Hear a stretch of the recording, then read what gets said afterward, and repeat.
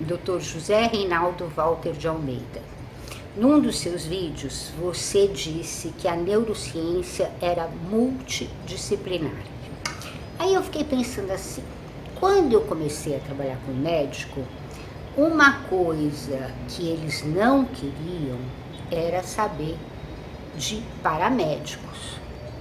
Eram eles deuses no Olimpo e o resto como um mortal aqui embaixo, certo? Então, naquele tempo, a neurociência não seria possível.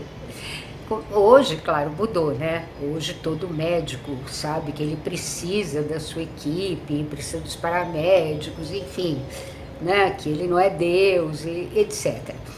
Mas eu quero saber, como é que você vê a neurociência como multidisciplinar? Essa multidisciplinariedade, ela tem múltiplas facetas. Nós podemos dividir isso em duas grandes divisões. Uma delas é a divisão, dessas divisões seria a pesquisa. Quando nós falamos em pesquisa, então geralmente tem um pesquisador principal, um indivíduo que teve a ideia, batalha, e é ele que vai conduzir tudo, e ele pode utilizar pessoas de outras áreas, mas que estarão engajadas dentro do espírito da pesquisa e vão seguir as regras que serão decididas por todos aqueles que estão participando. Então, nesse sentido, as disciplinas são muito harmônicas. Então, se trata de um processo relativamente tranquilo, não há conflito entre as disciplinas. O problema começa quando nós vamos para a atividade profissional. Aí também temos dois grupos. Existem institutos, consultórios, enfim, clínicas, que são multidisciplinares. Então tem lá, por exemplo, um médico, um psicólogo, um fonoaudiólogo, um psicopedagogo. Essas pessoas, habitualmente, elas estão em sintonia. Então, há discussão de casos, existe o feedback, né, entre os indivíduos, ou seja, também é uma situação tranquila. O problema, o saco de gatos, ocorre na prática clínica geral. E eu acho que esse é o maior volume. E aí que está o maior problema também. Então, o médico, com a sua formação, suas obrigações, tem lá o psicólogo, tem lá o fonoaudiólogo, tem o fisioterapeuta, né, que são profissionais, né, da saúde. Mas em que contexto? E cada um dentro da sua competência. Mas isso é um problema sério. Diagnósticos de doenças devem ser feitos por médicos. Por quê? Porque essa atribuição do médico, para que existe médico? O médico é aquele que estudou o contexto completo. Mesmo com dificuldades, é ele que teve a visão completa da coisa. Ele tem condições, uma vez que seja bem treinado, dentro daquilo que faz, de observar a pessoa por diferentes ângulos. Então, o que acontece às vezes? O paciente chega no consultório, foi fazer um teste com um psicólogo, por exemplo, e ele vem lá com o diagnóstico de transtorno de hiperatividade e déficit de atenção. É uma criança hiperativa e desatenta na escola, todo mundo reclama dele. Ok. Está feito o diagnóstico? Em hipótese alguma. Essa criança pode ter hipotiroidismo, hipertiroidismo, ele pode ter doenças metabólicas, ele pode ter doenças genéticas, ele pode ter um monte de coisa. Isso tem que ser diagnosticado do ponto de vista médico. Não adianta, você faz testes comportamentais às vezes, né?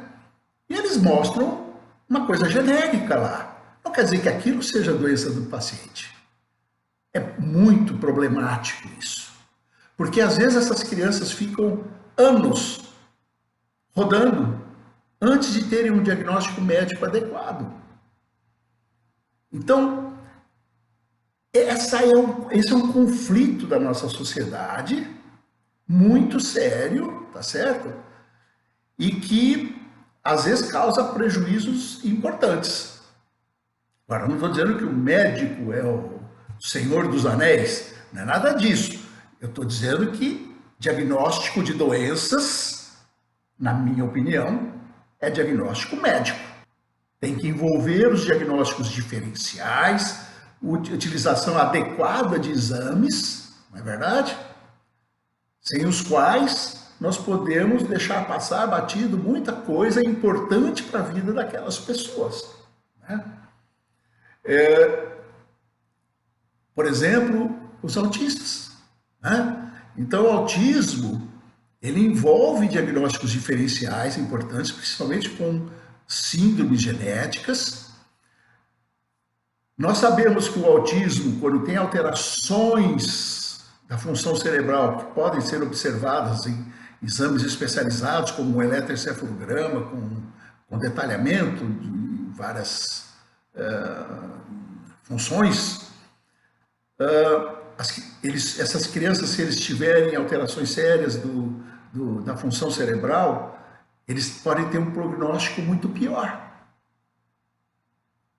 O que, se nós soubermos, nós já podemos antever certos tratamentos e intensificar certas práticas de tratamento auxiliar que serão muito benéficas para aquela criança, né?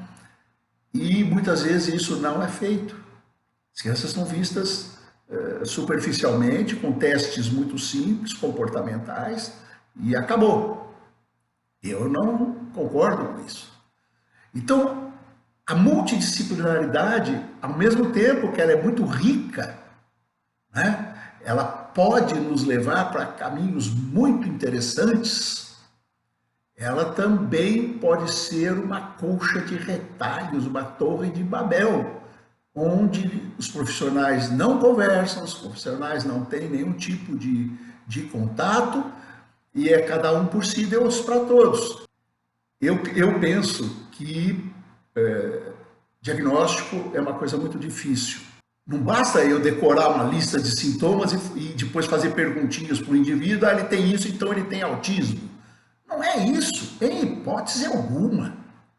O diagnóstico é algo que nasce da observação, a compreensão das coisas que acontecem com ele, dentro daqueles critérios que a gente conhece, e então, de repente, você olha e diz, você reconhece, você sabe o que é aquilo. Para isso tem que ter havido treinamento, anos e anos treinando, olhando, frequentando ambulatórios, discutindo. É isso que faz a gente saber o diagnóstico. É o diagnóstico, tá certo? E nós precisamos usar também o conhecimento que existe em relação a essas coisas e que vem às vezes de outras disciplinas para podermos conduzir adequadamente o caso.